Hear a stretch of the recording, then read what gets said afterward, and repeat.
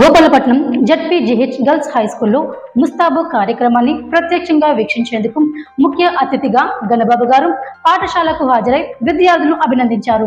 ఈ సందర్భంగా ఆయన మాట్లాడుతూ స్వర్ణాంధ్ర స్వచ్ఛాంధ్ర లక్ష్యాలను నేల మీద అమలు చేస్తున్న మంచి ఉదాహరణగా జడ్పీజీహెచ్ గోపాలపట్నం హై స్కూల్ నిలుస్తుందని అన్నారు. విద్య అనేది పాఠ్యాంశాలకే పరిమితము కాకుండా పరిశుభ్రత, క్రమశిక్షణ, సామాజిక బాధ్యత వంటి విలువలను కూడా విద్యార్థుల్లో నాటాలని ఆయన సూచించారు.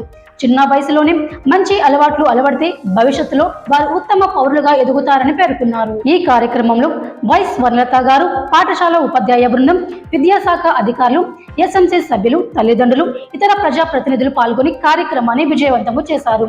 విద్యార్థులు స్వయంగా పరిశుభ్రతపై చేసిన అవగాహన ప్రదర్శనలు, స్వచ్ఛతపై నినాదాలు, శుభ్రత పాటిస్తామని తీసుకున్న ప్రతిజ్ఞలు కార్యక్రమానికి ప్రత్యేక ఆకర్షణగా నిలిచాయి. ముస్తాబు కార్యక్రమం ద్వారా విద్యార్థుల్లో వచ్చిన మార్పును చూసి హాజరైన అతిథులు సంతృప్తి వ్యక్తం చేస్తూ ఈ కార్యక్రమం నిరంతరము కొనసాగాలని ఆకాంక్షించారు.